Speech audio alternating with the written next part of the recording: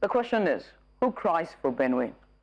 Who stands for Yelwata, where over 200 men, women, and children were slaughtered in cold blood in their homes, on their farms, while simply trying to survive?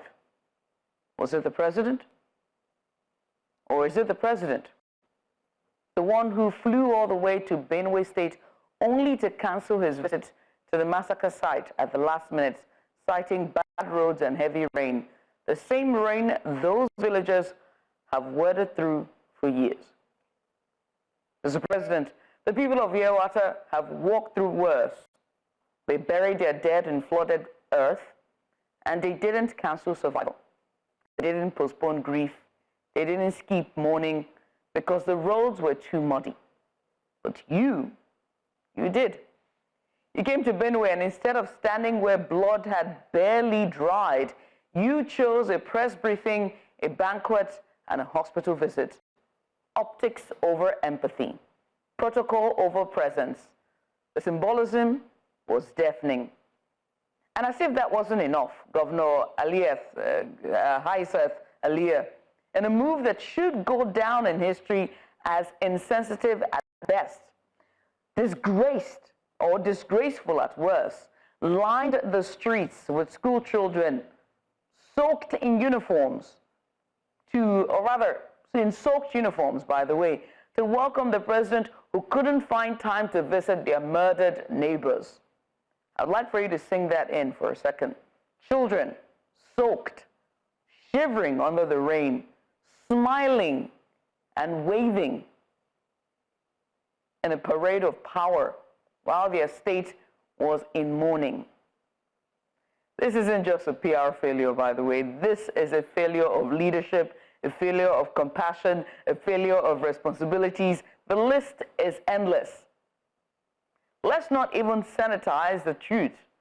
Yelwata was massacred, not once, not randomly, not in isolation, but as part of a long, bloody pattern that the Nigerian state has failed repeatedly to address. And each time we fail to call it what it is. It's terrorism. We embolden the killers, we dishonor the victims, and we insult the survivors.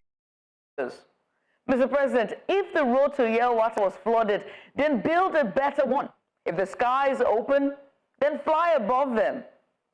Because leadership isn't about convenience, it's about conviction. And Governor Alia, what did those school children do to you? Just think about it. What did they ever do? Represent unity, pride, hospitality? No.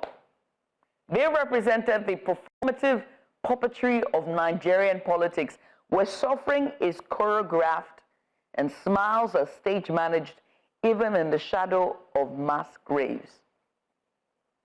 So to both of you, to every leader watching, let this be clear. We are tired of condolences. We're tired of banquets in cities while villages are burning in silence. We're tired of children dying in the dark while power dances in the spotlight. This is a humanitarian disaster. This is a governance crisis. It is a test of your legacy at best, and my goodness, you have failed. Will you be remembered as the men who showed up late to the funeral, or the ones who changed the course of history? Because until justice comes to Yelwata, until peace comes to Benue, the Plateau, the Middle East, until truth finds its way into power, we'll keep remaining this way. And to the federal government, this is not a security challenge, by the way. This is a humanitarian crisis, like I said earlier, growing louder and bloodier with every silent hour. You speak of investment and innovation, but Benue is bleeding, the food basket of the nation. You speak of food insecurity, but the farmers who are supposed to be farming are being butchered. You speak of unity, but the Middle Belt is under siege, and your silence is complacency at best. The truth of the matter is we're not asking for too much. We're just demanding truth, action, and above all, humanity. Nigeria cannot and must not pretend to move forward. The peace of Yelwata is crying out. The blood of that land is crying out. The question is, who will answer?